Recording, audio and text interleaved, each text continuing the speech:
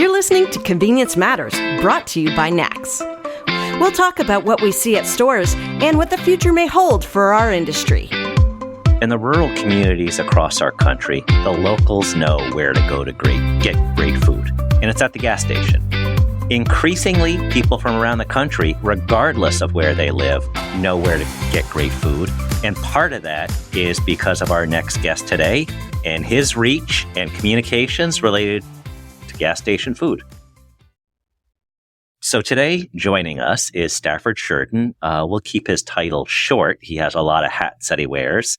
But he created this program called Gas Station Tailgate Review that you can find on YouTube, social media, all kinds of places. And it's made an incredible difference in how our industry is perceived. So first off, welcome, Stafford. Man, it's good to be back. I think this is the third or fourth time on here. Yeah, we had you starting out, talking about gas station chicken and then talking more about your show. And we want to talk about, how your show has evolved and how the messaging has evolved and what you've learned from our industry along the way as you become more connected. But let's start at the basics. Not everybody knows what Gas Station Tailgate Review is.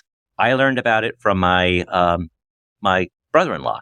They don't have regular cable TV. They have YouTube that they pretty much watch every night. Yeah. And they became addicted to you and said, you gotta find this guy because he's really cool. So that's my brief introduction. You can do a better introduction than that. Well, in 2019, I retired from being Justice Court Judge. And that did it had some basis because I was careful about what I put on social media. And we wanted to do more with my personality to promote our own business, which is our restaurant here in Drew, Mississippi. And I said, well, everybody here loves gas station food. I don't think many people outside of the South really know how good gas station food in the South is. And then kind of serendipitously, I did a review one day, let the tailgate down so that I had a place to put the food. And then it was the gas station tailgate review after that.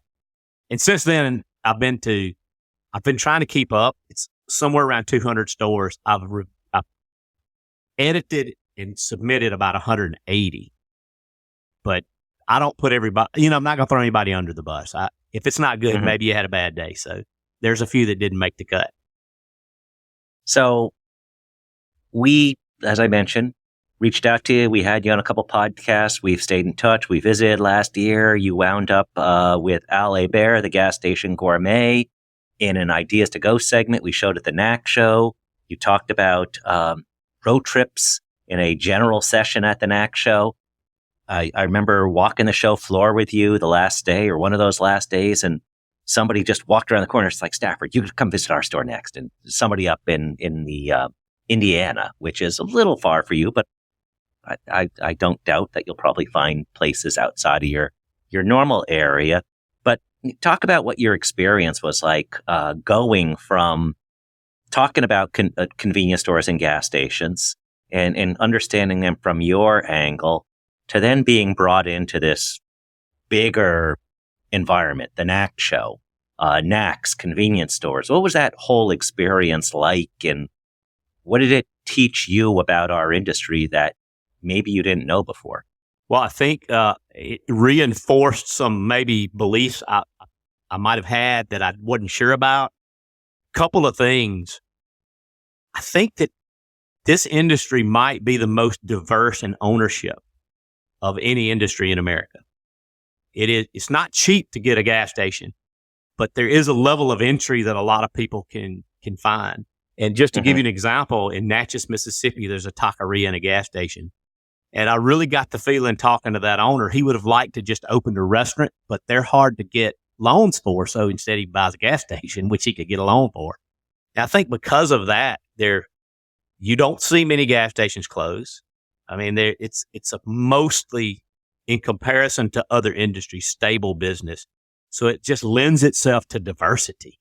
And there's so many, and even in the South, you see the food landscape changing because of gas station food, where you've got taquerias and Vietnamese-owned gas stations. And that was just reinforced. I'd kind of seen that in Mississippi, and I was like, I don't know if that's happening everywhere. But then I'm meeting people from out of the country at the NAC show. I don't know if you know this, but Al and I walked straight out and we talked to a group from Mexico City for like 45 minutes, and they own like 75 stores, big group in Mexico. And then the support structure behind all of that, if there's 15 different kinds of gas pumps you can get and all. I wore my shoes out walking around that first day. It really was impressive. And I think you told me it's one of the biggest trade shows in the country, I think, of any trade. Oh, yeah, yeah. It's top 40 in terms of size. There's bigger ones like World of Concrete, but, I still want to go to that one. I mean, I don't know how you could have a bigger show than that and it'd just be concrete, but who knows? There's probably a lot of things there, and I'm probably going to get some hate email from the concrete They folks. can send but it anyway. to me. You can throw me under the bus. I think, Okay. I'm sorry, but gas station food is way more interesting than concrete. So, I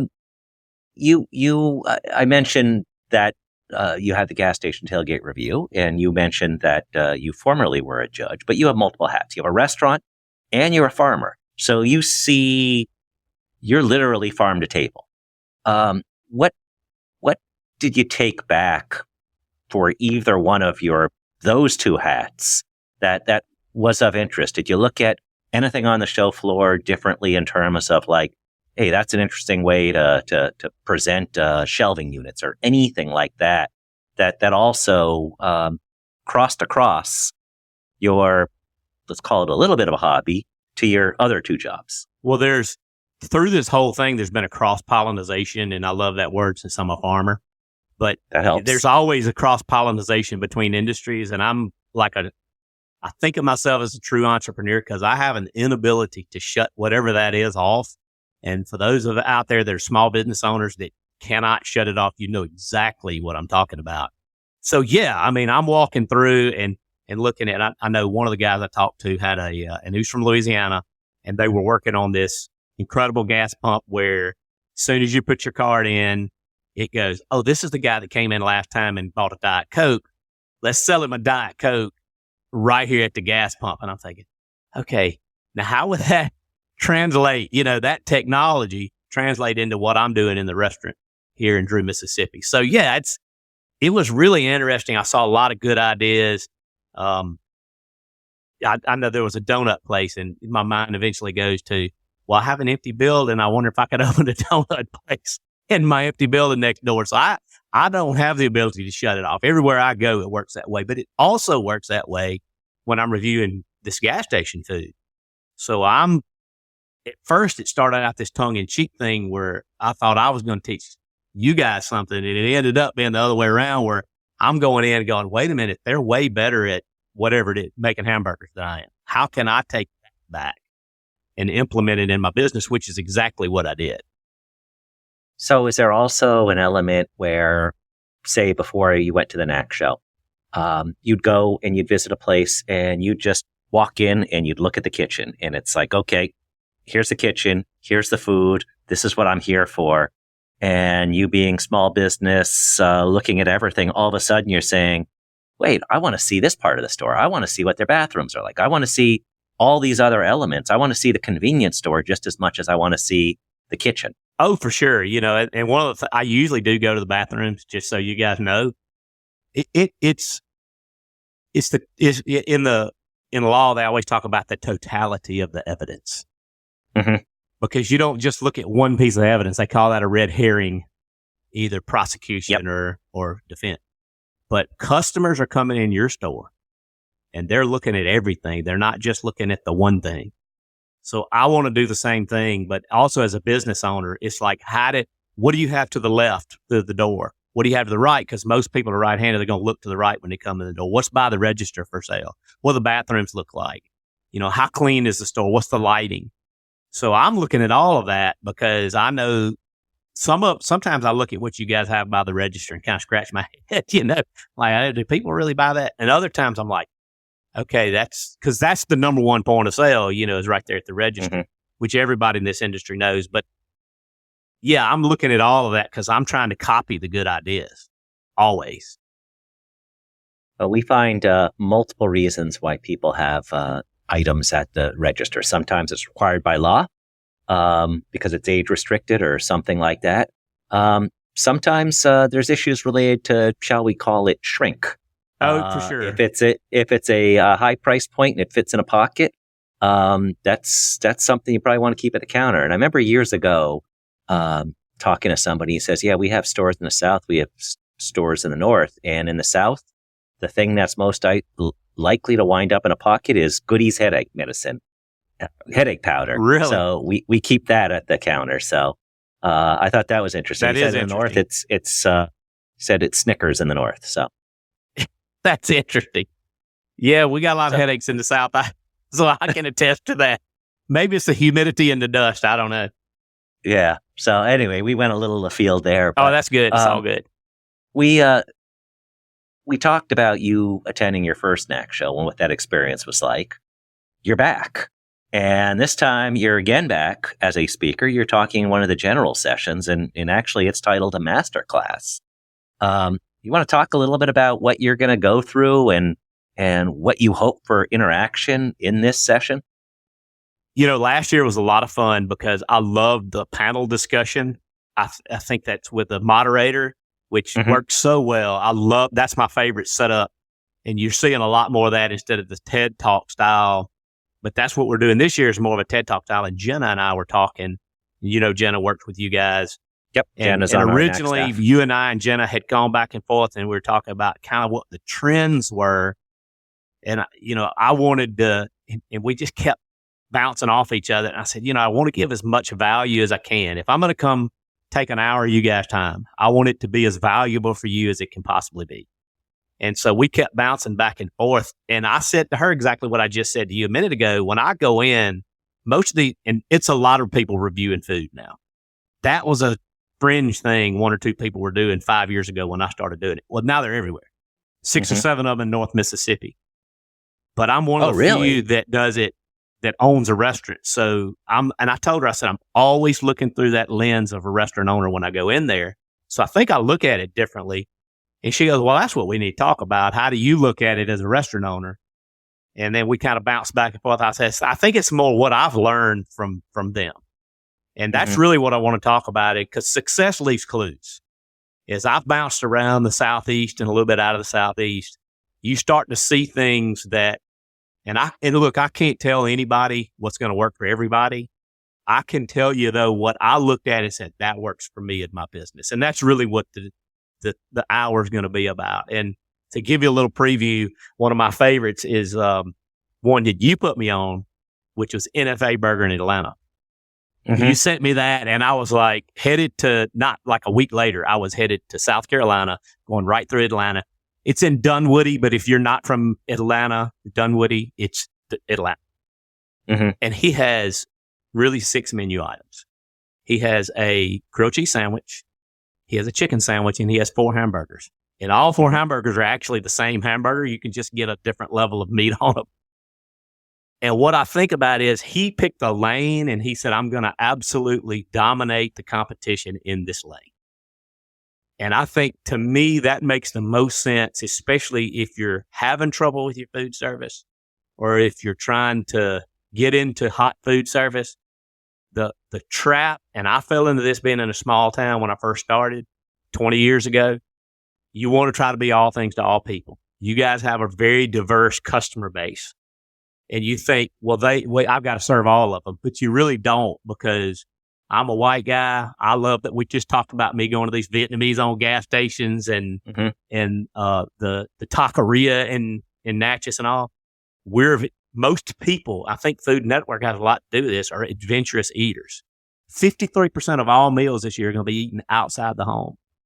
I mean, it's a really good time to be doing this, but I would suggest, for the simplicity of it, that you pick a lane and you double down on what you're really, really good at. That's really, we don't even have to talk now. That's it. I mean, I'm going to get a little more in depth than that, but that is, and I did this in my restaurant in 2022, the end of 22. I wasn't happy.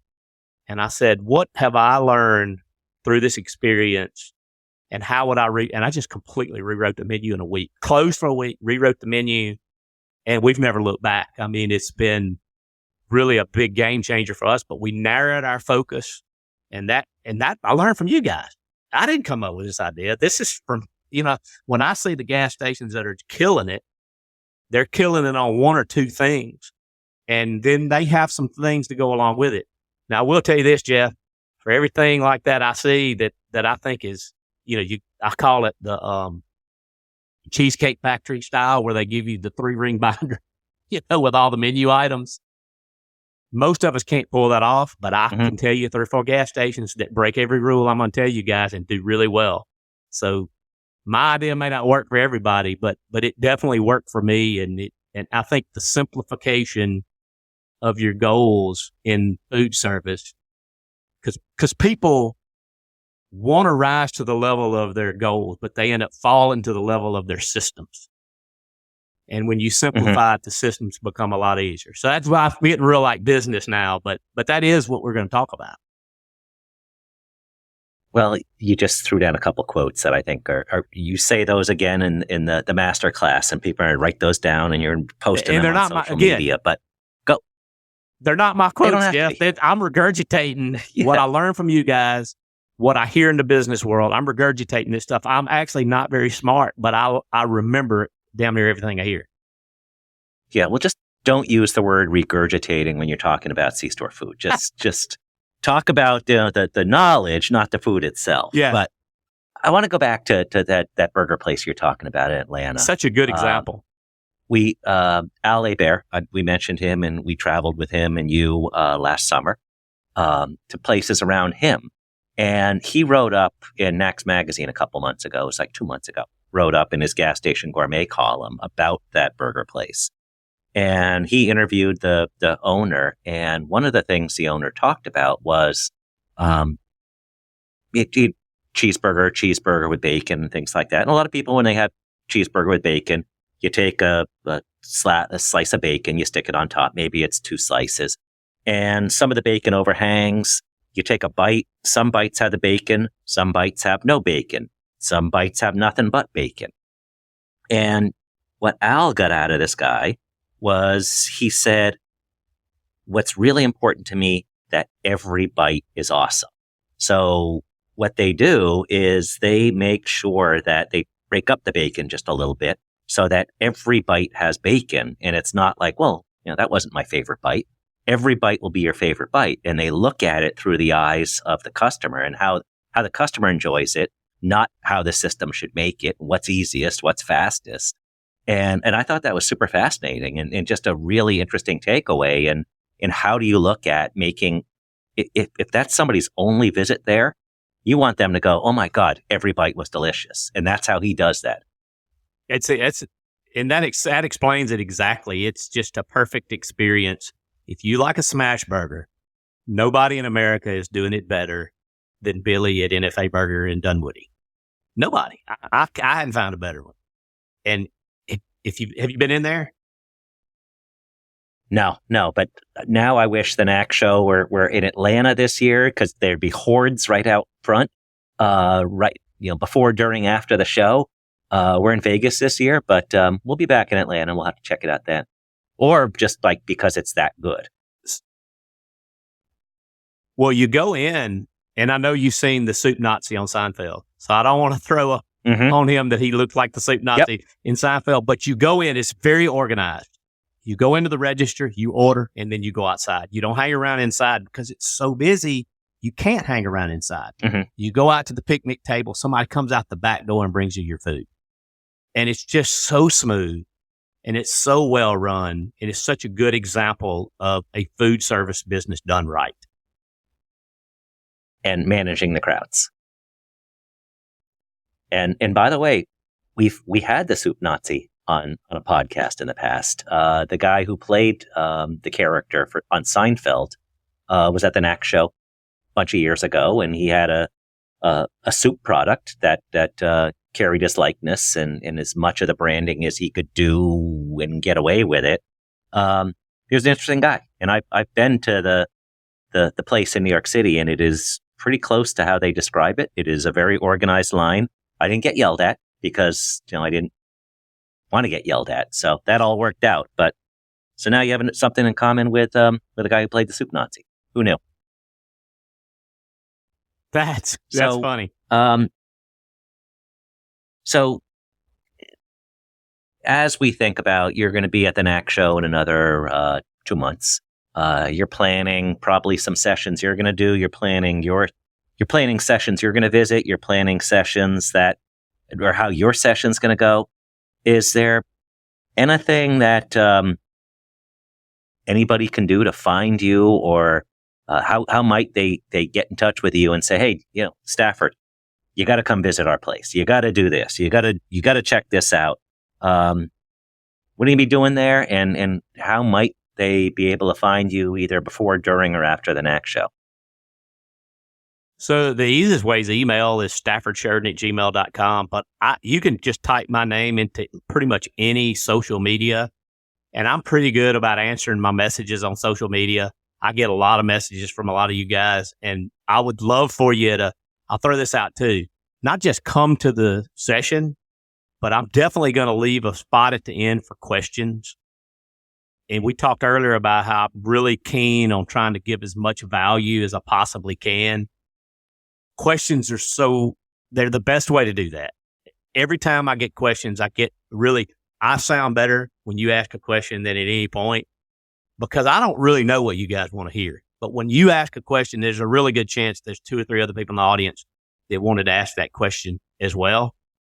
So questions are great, and I'll hang around. I mean, if somebody wants to come by the session and hang out and talk to me afterwards, I would love to talk to you. So it's basically, you always hear that saying, you got to read the room. And if you're too busy talking, you can't read the room because you're too busy talking. But if you start listening, It's pretty easy to read the room by hearing what people are interested in. One of the interesting things, and you and I have talked about this, but one of the interesting things that has happened from setting up this session with the NAC show is the more I wrote down what I wanted to talk about and I realized it wouldn't fit in an hour, I'm like, I have a book. I have a whole book. And I've actually written about 90 pages from this idea that came from you and Jenna of, how does somebody from the restaurant side of things see food service in a gas station?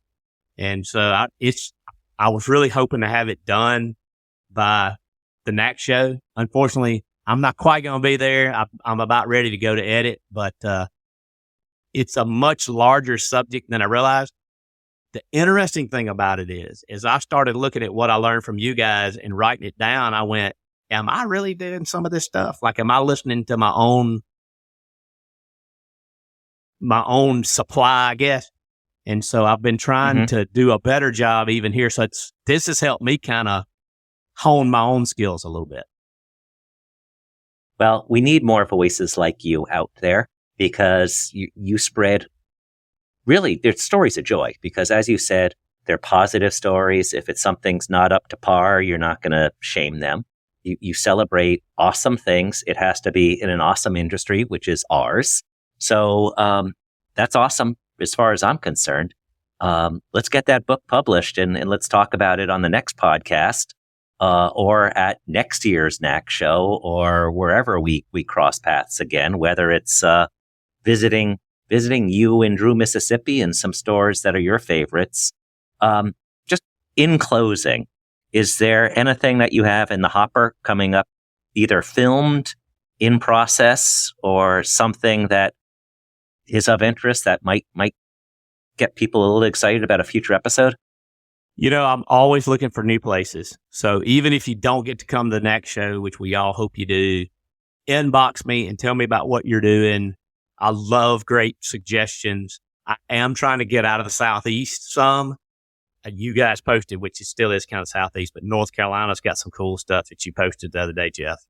And I can't wait to get out a little bit. It's hard this time of the year since I'm going into harvest. I will tell you, I've had a lot of conversations with some network people. So maybe, just maybe, we're fingers crossed, you might see me on network cable TV one day. So we're hoping some of that works out. I've 2 or 3 people I've been talking to. So that would be a lot of fun for all of us. That would be a lot of fun for all of us. Yes, just don't forget your friends. I won't. And, I said earlier, the people that this kind of thing started and it's not as a joke, but definitely tongue in cheek. And then all of a sudden, I didn't realize, I knew it would be popular. I didn't realize how popular it would be. But this whole gas station, convenience store, hot food thing is a rising thing. And I think if I wanted to leave anything with you guys, it's a rising thing, not a falling thing. And I know you posted a lot, the data on that it's the fastest rising portion of profit in this industry is hot food. And it is the case in the U.S. and it is the case around the world, including Mexico City, where I guess we're going to see you at some point down the road. I would love to go to Mexico City and do that. That would be a lot of fun. I don't know if I can drive my truck. Maybe I can ship the tailgate down there. Yeah, well, there's that. We're going to have our Convenience Summit Asia in Tokyo. I don't know how that truck would fit Tokyo streets. I bet I could lease a truck in Tokyo, probably. Yeah, it'd have to be like maybe a scooter or something. That would be, I could do it off don't they have? You might have to customize for different countries depending upon traffic patterns. Yeah, I think we can do that. But this thing has been a blast though. I just can't tell you how it's the most fun thing that I've ever done is going around and meeting all of you guys and learning about how you do business. It literally, I'm going to tell you this. I'm driving out in the middle of nowhere looking for this gas station, this hidden gas station one day. And I text my wife and I said, I think this is the most fun I've ever had in my life is doing this. So I've enjoyed it immensely and just falling in love with the industry and everything all you guys are doing. And like I said, what I thought was going to be me teaching y'all ended up y'all teaching me. I'm not going to end it any better than that. So thanks for joining us today, Stafford. And thank you for being such an advocate for our industry and moving it forward. And as you said about our industry, what you do is rising and it's certainly not falling. And look forward to seeing you on the road. So thanks again for joining us. See you in October. And thank you all for listening to Convenience Matters. Convenience Matters is brought to you by NACS and produced in partnership with Human Factor. For more information, visit convenience.org.